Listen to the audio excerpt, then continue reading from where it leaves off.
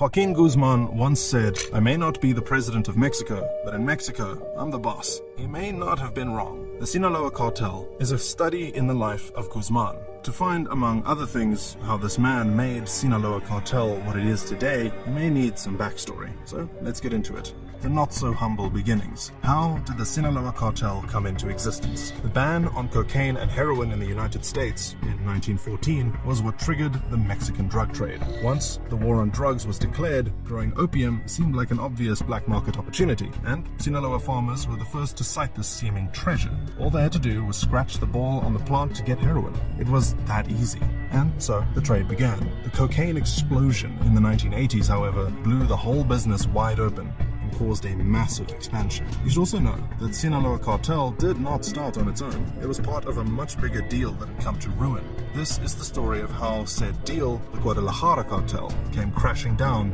and of how another, the Sinaloa Cartel, was birthed. Sometime in the early 1980s, a man called Miguel Felix Angel Gallardo co-founded the Guadalajara Cartel. If you're at all familiar with the drug trafficking trend ravaging Mexico, the name Guadalajara should ring a bell. The cartel engaged in everything it could. Drug trafficking, cocaine, heroin, and marijuana being the most commonly traded ones. Money laundering, weapon trafficking, smuggling, the works. Guadalajara flourished as a cartel until it didn't. Not even a decade after it was founded, Gallardo was arrested, and the cartel went under. Between 1987 and 1989, the cartel had scattered and resurfaced in different places across the country. One of the sub-cartels, then called plazas, was based in Sinaloa. Thus, the Sinaloa Cartel, the Federation, was birthed. It has since stayed, expanded, and flourished. The Sinaloa Cartel took its roots in Culiacan, one of the largest cities in the state of Sinaloa. You can rest assured that the leaders of the cartel did not miss when they were rolling the dice on where to settle. Sinaloa is part of a region that is called the Golden Triangle in Mexico, alongside Durango and Chihuahua. This region is a well-known producer of opium and marijuana. Sinaloa itself is called the breadbasket of the nation, and not without good reason. The state is the lead producer of rice and vegetables for the whole of Mexico. But the unspoken fact may well be that it is also the largest producer of illicit drugs. El Chapo coming into power. El Chapo, Joaquin Guzman Loera, got his nickname thanks to his not very remarkable height of 168 centimeters. It earned him the nickname which meant Shorty. There is your answer as promised. But there are other unanswered questions, like how many times was El Chapo captured and how many times did he escape? Before I go into the details, here's something for you to hold on to. El Chapo was captured more times than he escaped. Guzman was arrested 3 times and he escaped twice. He became even more popular thanks to his well thought out escapes from his maximum security prisons. Each time he got out, it earned him more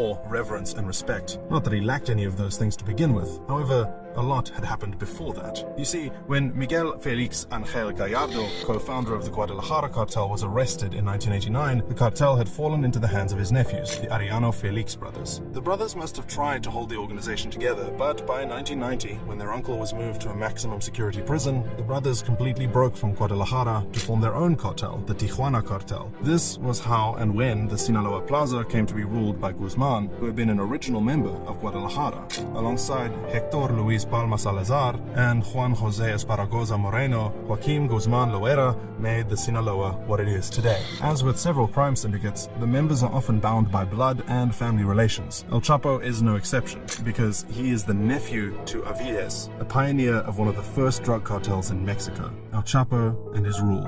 After gaining control of the quickly expanding cartel, El Chapo was soon arrested in 1993, which happened to be the same year the Colombian drug lord Pablo Escobar passed away. One would have thought the news of Guzman's arrest would quickly fade away in the wake of such a win against drug cartels, but it didn't. This further proves how important El Chapo had become in the drug scene in just a few years. Despite being in prison and having been sentenced to over 20 years, Guzman did not lose his control over the Sinaloa cartel. By the early 2000s, the Sinaloa cartel had expanded to over 50 countries, several in the United States, but they still operated from their base in Culiacan. In 2001, Joaquin Guzman made his escape from the Puente Grande prison. This hardly had any recorded effect on the cartel, as operations never stopped running smoothly even while their leader was in jail. The seeming invincibility of the Sinaloa cartel can be attributed to the fact that the cartel had mastered the act of calibrating its violence and buying people. While their major rival, the CJNG, prided itself on its peerless and often unprovoked use of violence, the Sinaloa Chapo was a preferred oppressor because of its predictability and moderate employment of aggression. Also, the cartel spent time and resources bribing authorities and gaining connections that helped them carry out their operations smoothly. By the late 2000s, the Sinaloa cartel had gained possession of the Juarez cartel, which was one of the plazas that came from the division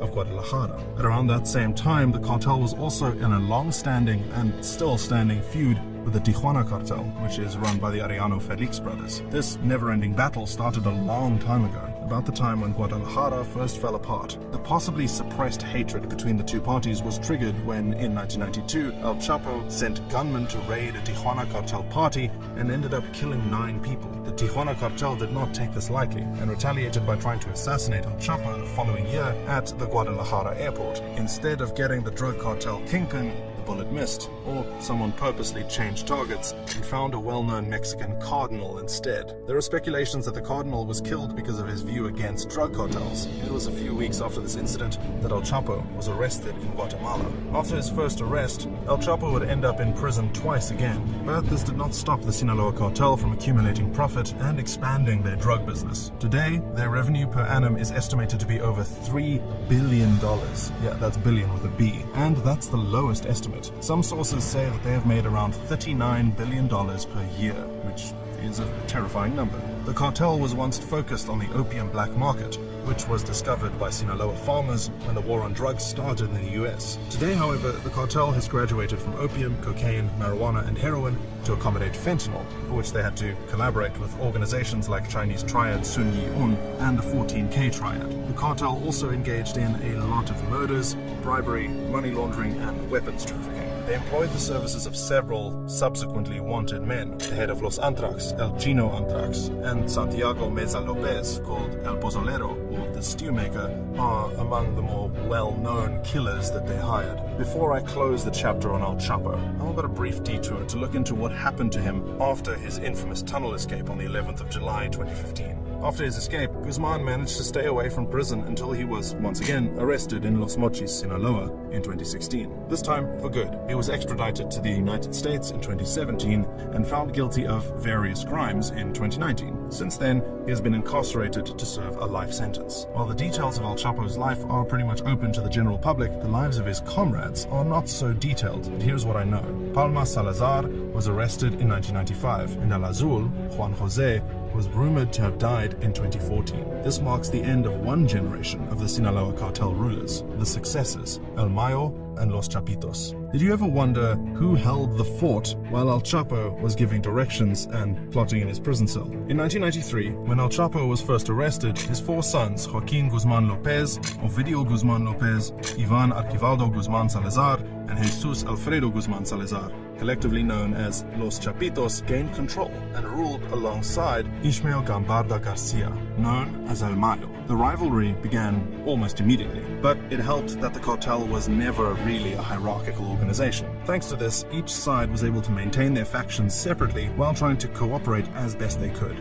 This is not to say that the rivalry died down, or that their hatred for each other didn't fester, but that it could have been worse if one faction happened to work beneath the other. Unlike Joaquin Guzman, El Mayo's predecessor, Ishmael seems to be keeping a low profile. This clearly has not stopped him from doing his job, due to obvious signs, like the continuing expansion of the cartel and their never-ending operations. It is clear that Ishmael Gambarda Garcia and Los Chapitos are doing a good job of holding the fort. I do not have much to say for these factions apart from their constant inner battles that seem to have worsened in the last decade. Today, the cartel is still committing crimes, smuggling drugs to the United States, and raking in massive profits. The US government and Mexican government are still in the war against the drug cartels. As far as I, or anyone really can see, there is no clear ending in sight for this war.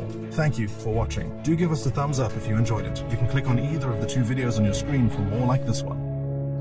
No, eso es falso, porque el día que yo no exista, no va a mermar lo que es nada, el tráfico de drogas. Eso es falso.